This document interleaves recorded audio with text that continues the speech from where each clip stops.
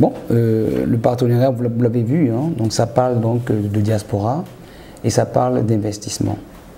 Et nous sommes l'association, enfin l'institution, qui représente les Béninois de l'extérieur. Nous avons 3 missions. Rassembler, propulser et coordonner. Nous voulons rassembler les Béninois de l'extérieur pour les rendre plus forts, coordonner leurs actions et leurs initiatives pour mieux les propulser, pour qu'ils puissent donc être utiles pour le développement du pays. Quand vous rencontrez un partenaire qui a un projet qui parle justement de développement en direction de la diaspora, qui mieux que le Haut Conseil des Béninois de l'extérieur est placé pour y contribuer. Si nous ne le faisons pas, c'est que nous tournons dos à notre mission, à l'une de nos missions principales. Le HCBE, c'est 33 représentations à travers le monde.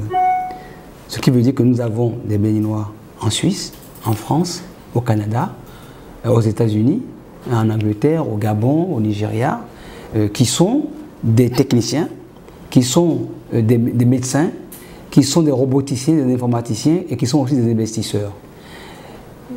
Ce que nous pouvons apporter donc à ce forum, c'est justement tout ce vivier de Béninois qui ont, beaucoup d'entre eux, envie de rentrer au Bénin, mais qui souvent, vous allez entendre, vous diront on n'y arrive pas parce que c'est très compliqué, parce que les gens ne sont pas sérieux, parce que le gouvernement ne nous aide pas. Donc nous nous impliquons là-dedans pour justement leur permettre de se raccrocher à des initiatives donc, bien coordonnées, à des initiatives sérieuses et leur donc donner l'opportunité de rentrer avec plus de facilité et avec plus d'efficacité. Ce que la diaspora déplore, c'est que si vous regardez, ne serait-ce que Cotonou, quand quelqu'un se lève ou quand quelqu'un nous appelle pour qu'on les aide, ils veulent faire du commerce. Mais si tout le monde vend à tout le monde, qui va acheter à qui?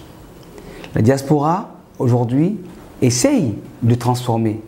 Quand vous prenez par exemple M. Régis Ezi, M. Régis Ezi, c'est le premier qui exporte nos cuicui.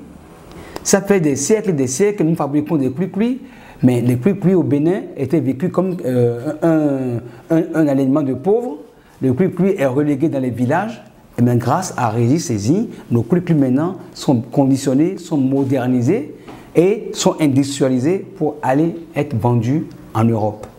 De la même manière, nous avons un compatriote de la diaspora qui est un agrobiologiste qui a réussi à prendre nos millets, le mil là, du nord du Bénin, et a réussi dans un laboratoire en France, en Bretagne, à faire du yaourt à base donc, de nos milles. Donc c'est notre richesse qui est en train d'être exportée. Vous avez tous appris que l'un des premiers roboticiens qui a inventé le robot pour opérer en Europe et au monde est un Béninois, il s'appelle Bertin Naoum. Je peux vous citer plein d'autres opportunités.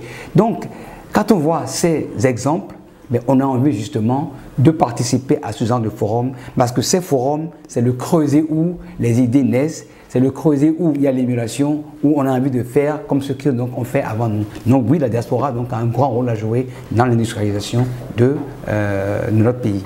La diaspora ne vient pas déranger ceux qui sont à l'intérieur. La diaspora vient tendre la main. On ne dit pas que vous ne faites pas bien au Bénin, non, vous faites aussi bien que nous, mais ensemble et en coordination, nous irons plus loin. Et de la même manière, je dis aussi à la diaspora, arrêtez de travailler d'une manière individuelle. À mes compatriotes de la diaspora, arrêtez de travailler d'une manière individuelle. La somme de réussites individuelles ne fera jamais une réussite collective.